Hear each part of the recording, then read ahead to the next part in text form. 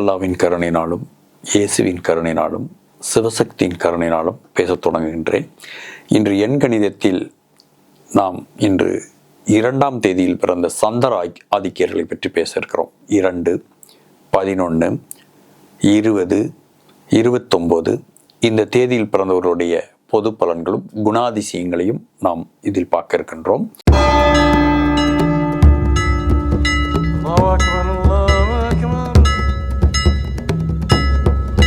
சந்திரனுடைய ஆதிக்கத்தில் பிறந்த இவர்கள் எப்பொழுதுமே பிறரை பார்த்து எதையும் கற்றுக்கொள்ளக்கூடிய ஆற்றல் அதிகமாக இருப்பார்கள்.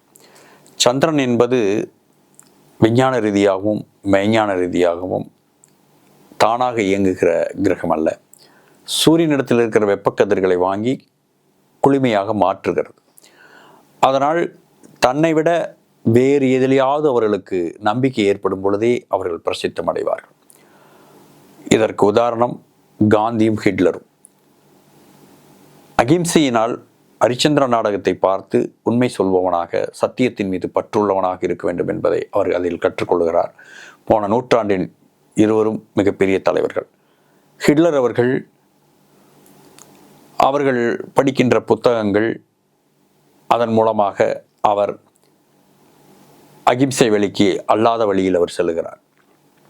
இருவரும் வெற்றியாளர்களாக சொல்லப்படுகிறது. காரணம், தான் எடுத்துக்கொண்ட கொள்கையில் உறுதியாக நிற்கக்கூடிய தன்மை இருக்கிறது. தான் செல்கின்ற பாதை சரிதான் என்று அவர்களுக்கு புரிய வைத்து விட்டால் அவர்கள் வெற்றி அடைந்து விடுவார்கள். அதனால் பெற்றோர்கள் இதை 2ஆம் தேதியில் பிறந்த குழந்தையை பெற்ற பெற்றோர்கள் மிகவும் கவனமாக இருக்க வேண்டும். இவர்களிடத்தில் நல்ல நடத்திகளை சொல்லித் தர வேண்டும், பக்தியை வளர்க்க வேண்டும், தன்னம்பிக்கையை வளர்த்து தர வேண்டும்.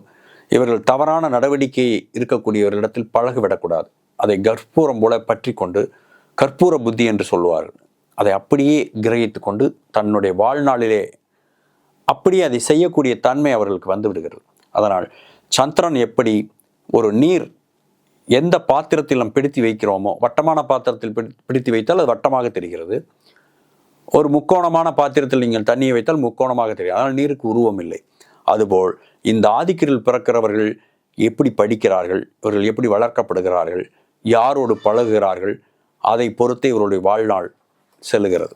அதனால்தான் எதை நினைக்கிறாயோ அது ஆகிறாய் என்று பகவத்கீதையில் சொல்லுவது. இவர்களுக்கு மற்றவர்களுக்கு ஒரு 50% பொருந்தினால் இவர்களுக்கு 100% பொருந்தியே தீரும். அதனால் இந்த ஆதிக்கிரில் பிறந்தவர்கள் நல்லவர் என்று சொல்ல முடியாது, கெட்டவர் என்று சொல்ல முடியாது. அவருடைய பழக்க வழக்கங்களை வைத்தே அவர் வாழ்நாள் மாறுகிறது, வெற்றி அடைகிறது. தன்னம்பிக்கையை மட்டும் அவர்கள் பெற்றுவிட்டார். 3 நம்பிக்கை அவர்கள் வளர்த்து கொண்டால், 3 நம்பிக்கையில் ஏதாவது ஒரு நம்பிக்கை அவர்கள் வளர்த்து கொண்டால் வாழ்க்கையில் மிகப்பெரிய மகோன்னதமான நிலையை, ஒரு உச்ச நிலையை அவர்கள் அடைந்திருக்கிறார். அதற்கு நிறைய உதாரணங்கள் இருக்கிறது. அதற்கு தான் காந்தியும் நான் ஹிட்லரையும் சொன்னேன். நீங்கள் அவர்களுக்கு தன்னம்பிக்கை, என்னால் முடியும், ஐ கேன் அப்படின்ற எண்ணத்தோடு அவர்கள் வாழும் பொழுது மாபெரும் வெற்றியை குறிக்க முடியும். அதே போல் குரு மீது நம்பிக்கை, குருஸ்தானத்தில் இருக்கக்கூடிய மகான்கள் மீது, ஆசிரியர்கள் மீது, அவர் என்னை வழிநடத்துவார், அவர்கள் சொன்ன வழி நான் வாழ்வேன் என்று முன் உதாரணங்களை அவர்கள் எடுத்துக்கொள்ளும் பொழுது அவர்கள் மாபெரும் வெற்றி அடைகிறார்கள்.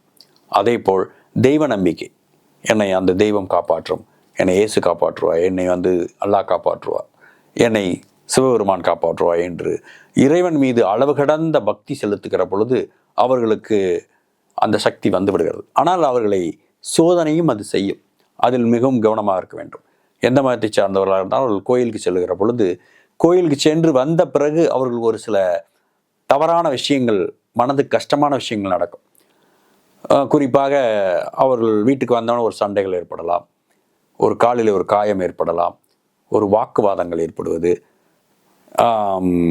இந்த மாதிரியான விஷயங்களெல்லாம் நடக்கிற பொழுது மனம் தளராது. இதற்கும் தெய்வத்துக்கும் சம்பந்தமில்லை என்று எண்ணினால் அவர்கள் தெய்வத்தினுடைய சக்தியை வலுவாக பெறுவார்கள். அதனால் சந்திர ஆதிக்கர்களுக்கு குழப்பமும் வீண் கவலையும் பயமும் அவர்கள் கூட பிறந்தது. வீட்டை பூட்டிவிட்டு ஒரு கிலோமீட்டர் கூட போயிடுவாங்க. போயிட்டு வந்து ஆஹா நம்ம பூட்டினமா சரியா இல்லையான்ட்டு மீண்டும் பூட்டை இழுத்து பார்த்த நண்பர்கள் எத்தனை பேருக்கு என்னிடம் சொல்லியிருக்கிறார்கள். நீங்கள் அதை கமெண்ட்ல எனக்கு தெரிவிக்கலாம். இந்த மாதிரியான குழப்பங்கள் இருக்கும். எப்பொழுதுமே பேசுகிற பொழுது கூட தைரியமாக இருப்பது போல் பேசுவார்கள், ஆனால் உள்ளுக்குள்ளே பயப்படுவார்கள். இந்த வடிவேல் சொல்லுகிறார்களா, உள்ளுக்குள் ரொம்ப பயப்படுவார்கள் என்று. அதுபோல அவர்களுடைய குணாதிசயங்கள் இருக்கும். அதனால் திட நம்பிக்கையை மட்டும் நீங்கள் வளர்த்து கொண்டால் எந்த துறைக்கும் அவர்கள் மேட்ச் ஆகக்கூடிய அமைப்பு அவர்களுக்கு உண்டு. இவர்கள் எந்த கட்சிக்காக வேண்டுமானாலும் பேசி ஜெயிக்கக்கூடிய தன்மை இருக்கும். பேசுகிறவர்கள் என்ன பேசுவார்கள் என்று தெரிந்து பேசுவார்கள். அதனால் பிறருக்கு யோசனை சொல்லுகிற பொழுது பிரமாதமாக யோசனை சொல்வார்கள். அப்படிப்பட்ட ஐடியா டிப்போ போல் இருப்பார்கள். ஆனால் தனக்கென்று ஒரு விஷயம் வருகிற பொழுது மீண்டும் மீண்டும் அதை போட்டுக்கொண்டு குழப்புவார்கள். அதனால் திட சித்தம் இவர்களுக்கு இருப்பதில்லை. அந்த திட சித்தத்தை வளர்த்து கொள்ள இவர்கள் தெய்வ நம்பிக்கையோ குரு நம்பிக்கையோ தன்னம்பிக்கையோ வளர்த்து கொண்டால் வாழ்க்கையில் மாபெரும் வெற்றிகளை இவர்கள் குவித்திருக்கிறார்கள். அதற்குத்தான் உதாரணமாக நாம் 2 தலைவர்களை நாம் சொன்னோம். அதனால் இந்த ஆதிக்கர்கள் பிறப்பவர்கள் எப்பொழுதுமே தன்னை விட அடுத்த விஷயத்தில் நம்பிக்கை ஏற்படுத்தும் பொழுது மட்டுமே மாபெரும் வெற்றியை ஏற்படுத்த முடியும்.